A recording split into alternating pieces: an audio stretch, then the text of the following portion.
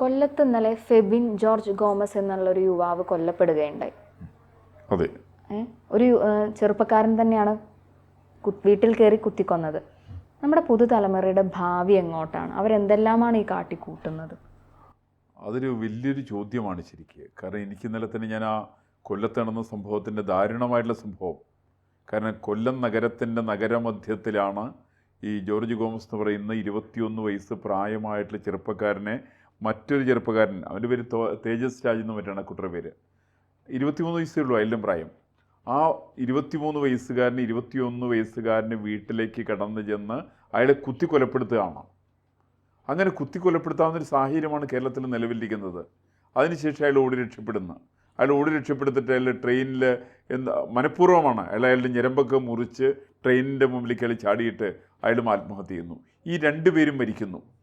ഈ തരം ഒരു വലിയൊരു പ്രശ്നത്തിൻ്റെ പിന്നിൽ എന്താണെന്നുള്ള വലിയൊരു പഠനം ആവശ്യമാണ് കേരളത്തെ സംബന്ധിച്ച്. കാരണം യുവാക്കന്മാർ നമ്മൾ തമ്മിൽ കുത്തി മരിക്കുന്നു. യുവാക്കന്മാരായിരിക്കുന്ന ആളുകൾ വിദ്യാഭ്യാസ സ്ഥാപനങ്ങൾ റാഗിങ് നടത്തിയിട്ട് സഹവിദ്യാർത്ഥിയെ കൊലപ്പെടുത്തുന്നു. ഇതൊക്കെ എന്തൊരു കേരളത്തിൽ മുമ്പ് എങ്ങും നമ്മൾ കേൾക്കാത്ത രീതിയിലാണ്. മുൻപും കേരളത്തിൽ സംഭവങ്ങൾ ഉണ്ടായിട്ടില്ല, ഒറ്റപ്പെട്ട സംഭവങ്ങൾ ഉണ്ടായിട്ടെന്ന് പറഞ്ഞാൽ പോലും ഈ തരം വ്യാപകമായിട്ടുള്ള സംഭവങ്ങൾ കേരളത്തിൽ ഒരു സമയത്തും ഉണ്ടായിട്ടില്ല. അത് ഇതേപോലെ ആദ്യമായിട്ടാണ് വരുന്നത്. കാരണം നിരന്തരം വിദ്യാർത്ഥികൾ മരിക്കുന്നു, എല്ലാ ദിവസവും മരിക്കുന്നു. കഴിഞ്ഞ 2 മാസക്കാലത്തിനിടയ്ക്ക് കേരളത്തിൽ കേട്ടത്ര 60-ൽ പരം മരണങ്ങളാണ് കേരളത്തിൽ സംഭവിച്ചത്. അതിനകത്ത് 30-ൽ പരം മരണങ്ങൾ വിദ്യാർത്ഥികളുടെ തന്നെയായിരുന്നു. ഇതിൻ്റെയൊക്കെ ഒരു അർത്ഥം സൂചിപ്പിക്കുന്നത് കേരളത്തിൻ്റെ പുതുതലമുറ യുവത എന്തോ അത്യന്തം ഭീഷണമായിട്ടുള്ള വെല്ലുവിളി അവർ നേരിടുന്നുണ്ട്. അതെന്താണെന്ന് നമുക്കറിയില്ല. പക്ഷേ ഇതിനെക്കുറിച്ച് പഠിക്കേണ്ടതാണ്. അവരതിന് പരിഹാരം കണ്ടെത്തേണ്ടതാണ്. സർക്കാരിൻ്റെ ശ്രദ്ധ ഈ കാര്യത്തിലേക്ക് വരേണ്ടതാണ്. പോലീസ് ഡിപ്പാർട്ട്മെൻറ്റ് ഈ കാര്യത്തിൽ പരിശോധിക്കേണ്ടതാണ്. ഇത്തരം കാര്യങ്ങൾ സാംസ്കാരിക നായകന്മാർ ചിന്തിക്കേണ്ടതാണ്. കേരളത്തിൻ്റെ സമസ്ത മേഖലയിലുള്ള ആളുകളും ഈ തരം കാര്യങ്ങളെ സംബന്ധിച്ച് ചിന്തിക്കേണ്ടതാണ്. ഇത് കേവലം രാഷ്ട്രീയ വിഷയമല്ല. കേരളത്തിൽ യുവാക്കന്മാർക്ക് താമസിക്കാൻ പറ്റുന്നില്ല. അവർക്ക് താമസിക്കാൻ പറ്റാത്ത മണ്ണായിട്ട് കേരളം മാറിയിരിക്കുന്നു. ഒരു സമയത്ത് കേരളത്തെക്കുറിച്ച് പറഞ്ഞാൽ അങ്ങനെയല്ല. കേരളം ഗോഡ്സ് ഓൺ കൺട്രി എന്നാണ് പറഞ്ഞ് എല്ലാ ചെറുപ്പക്കാർക്കടക്കം മുതിർന്നവർക്കടക്കം എല്ലാവർക്കും ഒരേപോലെ ജീവിക്കാൻ സാധിക്കുന്നൊരു സാഹചര്യമായിരുന്നു കേരളത്തിലുണ്ടായിരുന്നത്. ഇന്ന് കേരളത്തിൽ ഒരുപാട് നറേഷൻസ് വന്നിട്ടുണ്ട്. അത് കേരളത്തിലെ ചെറുപ്പക്കാരെയും മുതിർന്നവരെയും തമ്മിലടിപ്പിക്കുന്ന നറേഷനാണ് വളരെ ആസൂത്രിതമായിട്ട് കൊണ്ടുവന്നിരിക്കുന്നത്. അതിൽ പലർക്കും പങ്കുണ്ട് അങ്ങനെ അത്തരം നറേഷൻസിൽ. കാരണം കുട്ടികളെ കുറിച്ച് പറയുന്ന സമയത്ത് ആൺകുട്ടികളും പെൺകുട്ടികളും വേറൊരു വിഭാഗത്തിൽപ്പെട്ടവർ, അവരുടെക്ക് ചില നറേഷൻസ് കൊണ്ടുവന്നിരിക്കുന്നു. അവരുടെ കുടുംബത്തിനെതിരായിട്ടുള്ള ആസൂത്രിതമായിട്ടുള്ള പരിശ്രമം, അത് ചെറിയ പരിശ്രമമല്ല. അവർ ആദ്യം പറഞ്ഞ് നിങ്ങളുടെ കുടുംബം മാറ്റിവെക്കാനാണ് പറഞ്ഞ്. കുടുംബം ഇല്ലായ്മ ചെയ്യുവാനായിട്ടുള്ള ബോധപൂർവമായിട്ടുള്ള പരിശ്രമം കേരളത്തിൽ ചില ആളുകൾ നടത്തിയിട്ടുണ്ട്. അത് നമുക്ക് കുറച്ച് കാണാൻ സാധ്യമല്ല. അച്ഛനെ ബഹുമാനിക്കുക, അമ്മയെ ബഹുമാനിക്കുക, സഹോദരങ്ങളെ സ്നേഹിക്കുക, ഇതെല്ലാം തെറ്റാണെന്നാണ് പറഞ്ഞ് പഠിപ്പിക്കുന്നത്. ഇതിനെക്കുറിച്ച് ആരെങ്കിലും സംസാരിച്ചിട്ടുണ്ടെങ്കിൽ ആ സംസാരിക്കുന്നതിന് ഒരു ചില ഓമന പേരിട്ട് വിളിക്കും, സദാചാര പോലീസ് എന്നൊക്കെ ഇവർ വിളിച്ചളയും. അങ്ങനെ കുടുംബങ്ങൾ തമ്മിലുള്ള അന്തഛിദ്രം ഉണ്ടാക്കുന്ന കാര്യത്തിൽ വലിയ പങ്കുവഹിക്കുക. നമുക്കറിയാലോ, കേരളത്തിൽ മാത്രമാണ് ഇവിടെ ഒരു ചുമര സമരം നടത്തി. എന്തിനാ ചുമര സമരം നടത്തിയതിന് വേണ്ടിയിട്ടാണ്? ഈ പരസ്പരം പ്രായം കുറഞ്ഞിട്ടുള്ള കുട്ടികൾ, ആൺകുട്ടികളായാലും പെൺകുട്ടികളായാലും പരസ്യമായിട്ട് ഒരു പൊതുസ്ഥലത്ത് വന്നിട്ട് എന്നതിനെ സംബന്ധിച്ച് പ്രോത്സാഹിപ്പിക്കുക. ഇതിന് സപ്പോർട്ട് ചെയ്തവരാണ് ചില ചാനലുകാരെ അതിന് സപ്പോർട്ട് ചെയ്യേണ്ടായി. ഇവിടുത്തെ പോലീസ് ഡിപ്പാർട്ട്മെൻറ്റ് അതിനെ സപ്പോർട്ട് ചെയ്തു.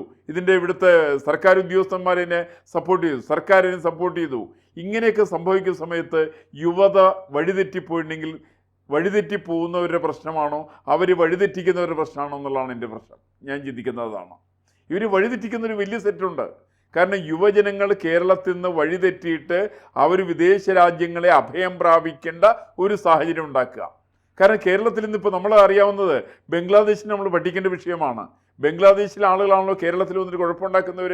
ഏറെ ചെറുപ്പക്കാരായിരിക്കുന്ന ആളുകൾ അവർ ബംഗ്ലാദേശിൽ നിന്ന് മുസാഫർപൂരിൽ വന്നിട്ട് അവിടെ നിന്ന് കേരളത്തിലേക്ക് വന്നിട്ട് കേരളത്തിൽ പെരുമ്പാവൂരും മലപ്പുറം ജില്ലയുടെ ചില ഭാഗങ്ങളും കോട്ടയം ജില്ലയുടെ ചില ഭാഗങ്ങളിലൊക്കെ അവർ താമസിക്കുന്നു.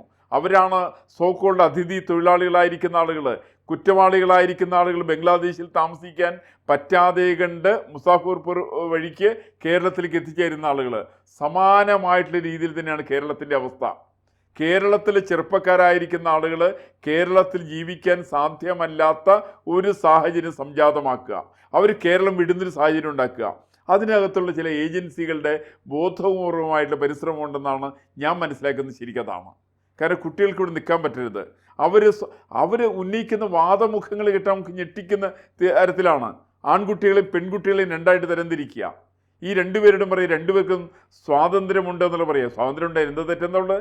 ഈ സ്വാതന്ത്ര്യം ആദ്യം അനുവദിച്ച രാജ്യങ്ങളൊന്ന് ഇന്ത്യയാണല്ലോ, ഭാരതമാണല്ലോ. ഇവിടെയാണ് സ്ത്രീകൾക്കും പുരുഷന്മാർക്കും ഏറ്റവും കൂടുതൽ സ്വാതന്ത്ര്യം അനുവദിച്ച രാജ്യം ഭാരതമാണ്, അല്ലാണ്ട് മറ്റു വിദേശ രാജ്യങ്ങളൊന്നും ആയിരുന്നില്ല. ഈ പറയുന്ന വിദേശ രാജ്യങ്ങളിൽ വോട്ടവകാശം കിട്ടുന്നതിന് മുമ്പ് തന്നെ ഇവിടെ ഉണ്ടായിരുന്നു.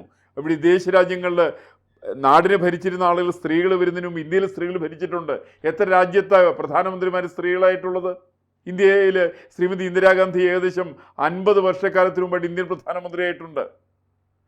അങ്ങനെ വലിയൊരു പാരമ്പര്യമുള്ള നാടാണ് ഇന്ത്യ. അങ്ങനെയുള്ള പാരമ്പര്യമുള്ള നാട്ടിലാണ് നിങ്ങളുടെ പൂർവികന്മാരായിരിക്കുന്ന ആളുകൾ മുഴുവൻ ചെയ്തത് തെറ്റാണ്, നിങ്ങൾ പഠിക്കുന്ന കാര്യങ്ങൾ തെറ്റാണ്, അതുകൊണ്ട് ഞങ്ങൾ പുതിയ കാര്യങ്ങൾ പഠിപ്പിക്കാം, നിങ്ങൾ മയക്കുമരുന്ന് ഉപയോഗിക്കേണ്ടതാണ്, നിങ്ങൾ കഞ്ചാവ് ഉപയോഗിക്കണം, നിങ്ങൾ മദ്യം ഉപയോഗിക്കണം, ഇത്യാദി കാര്യങ്ങളെല്ലാം പറഞ്ഞ് കുട്ടികളെ വഴിതെറ്റിക്കുന്ന ബോധപൂർവമായിട്ടുള്ള പരിശ്രമം ഇത് നടത്തുന്ന ചില ഏജൻസികളുടെ കേരളത്തിലുണ്ട്. അതിനകത്ത് പങ്കുള്ളവർ ആരൊക്കെയാണെന്നുള്ളത് നോക്കേണ്ട ആവശ്യമില്ല. പലർക്കും ഇക്കാര്യത്തിൽ പങ്കുണ്ട്. അതുകൊണ്ട് തന്നെയാണ് ഇപ്പോൾ നമ്മൾ കൊല്ലത്ത് കാണുന്ന സംഭവം. 23 വയസ്സ് പ്രായമുള്ള ആളെന്ന കേസിൽ പ്രതി, അവൻ തന്നെ സ്വയം മരിക്കുകയാണ്. അവൻ കൊലപ്പെടുന്ന 21 വയസ്സുകാരനെയാണ്. ആ 21 വയസ്സുകാരൻ്റെ അച്ഛൻ്റെ മുമ്പിലിട്ടാണ് അവനെ കൊലപ്പെടുത്തുന്നത്. അച്ഛനെ കുത്തിയിട്ടുണ്ട്, അച്ഛനടക്കം അവസാനം ഹോസ്പിറ്റലായിട്ടുണ്ട്. ഇത് എന്തൊരു കഷ്ടമാണ് കേരളത്തെ സംബന്ധിച്ച്. ഇത്രയും വലിയ പാതകം കേരളത്തിലെ യുവാക്കൾ ചെയ്യുന്നവരാണോ? അല്ലല്ലോ. കേരളത്തിലെ യുവാക്കന്മാരെ ഈ തരത്തിൽ കെട്ടഴിച്ച് വിടുന്നതിന് പിന്നിലുള്ള ബോധപൂർവമായിട്ടുള്ള പരിശ്രമം പരിശോധിക്കേണ്ടതാണ്. അത് കേവലം ഒരു ഒറ്റപ്പെട്ട സംഭവമല്ല. നമുക്കറിയാം, ഒരു കാലത്ത് കേരളത്തിലെ യുവജനങ്ങളാണ് കേരളത്തിൻ്റെ സമസ്ത രംഗങ്ങളിലും മികച്ചു നിന്നവരാണ്. കേരളത്തിൻ്റെ സാമൂഹ്യ പരിഷ്കാരത്തിന് ഏറ്റവും വലിയ പങ്കുവഹിച്ച വൈക്കം സത്യാഗ്രഹത്തിൻ്റെ നേതൃത്വം കൊടുത്ത ആളുകളുടെ ആവറേജ് പ്രായം 32 വയസ്സ് പ്രായമായിരുന്നു. അത്രയും ചെറുപ്പക്കാരാണ് സമരത്തിലുണ്ടായിരുന്നത്. 28 വയസ്സുകാരനിൽ കുറൂർ നീലകണ്ഠൻ നമ്പൂതിരിപ്പാട് തുടങ്ങിയിട്ട് 45 വയസ്സ് പ്രായമുള്ള മന്നത്ത് പത്മനാഭൻ വരെയുള്ള 37 വയസ്സ് പ്രായമുള്ള ടി.കെ. മാധവനും അതേപോലെ തന്നെ കെ.പി. കേശവനും തുടങ്ങിയുള്ള നിരവധി ചെറുപ്പക്കാരായിരിക്കുന്ന ആളുകൾ അന്ന് ഇത്തരം ക്രിയേറ്റീവായിട്ടുള്ള കാര്യങ്ങൾക്കാണ് ചെറുപ്പക്കാരൻ നേതൃത്വം കൊടുത്തിരുന്നത്. ഇന്നത്തെ അവസ്ഥ എങ്ങനെയാണ്? ഇന്നത്തെ അവസ്ഥ നമ്മൾ ചെറുപ്പക്കാരായിരിക്കുന്ന ആളുകൾ പൊതുസമൂഹത്തിലേക്കില്ല. പൊതുജനങ്ങളുടെ വിഷയങ്ങൾ അവർ കണ്ടാലേ അവർ തിരിച്ചറിയുന്നില്ല. ഒരു നാട്ടിൽ വെള്ളത്തിൻ്റെ പ്രശ്നം വന്നു, ചെറുപ്പക്കാരെ അറിയുന്നില്ല വിഷയം. അല്ലെങ്കിൽ അവിടുത്തെ കരണ്ട് പോകുന്ന പ്രശ്നം വരുന്നു, ചെറുപ്പക്കാരറിയുന്നില്ല.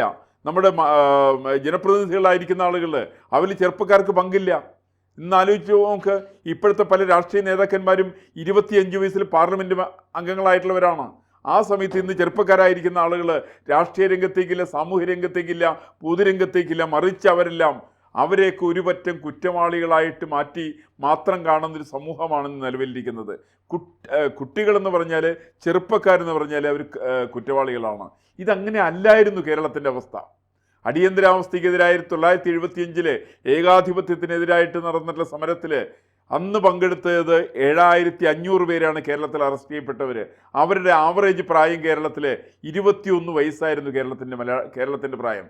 എന്ന് വെച്ചാൽ കേരളത്തിൻ്റെ യുവത, കേരളത്തിൻ്റെ ക്രിയാത്മകമായിട്ടുള്ള നിരവധി കാര്യങ്ങൾക്ക് നേതൃത്വം കൊടുത്തൊരു പാരമ്പര്യമാണ് യുവജനങ്ങളെ സംബന്ധിച്ചുള്ളത്. ആ യുവജനങ്ങൾ വഴിതെറ്റിച്ചുകൊണ്ട് ഈ നാടിനെ പിന്നാക്കം നയിക്കുവാനായിട്ട് പ്രേരിപ്പിക്കുന്ന ചില ഘടകങ്ങൾ, ചില ശക്തികൾ ഇവിടെ ഉണ്ടെന്നുള്ളത് നമ്മൾ തിരിച്ചറിയേണ്ടതാണ്. അതിൻ്റെ ഭാഗമായിട്ടാണ് ഈ കൊല്ലത്ത് സംഭവം നമ്മളൊരു ഒറ്റപ്പെട്ട സംഭവമായിട്ട് എടുക്കേണ്ട ആവശ്യമില്ല. അത് കൊല്ലത്തല്ല, മറ്റേത് ജില്ലകളിലേക്കും സംസ്ഥാനത്തിലേക്കും വ്യാപിക്കാവുന്ന തരത്തിലുള്ള പ്രശ്നം തന്നെയാണത്.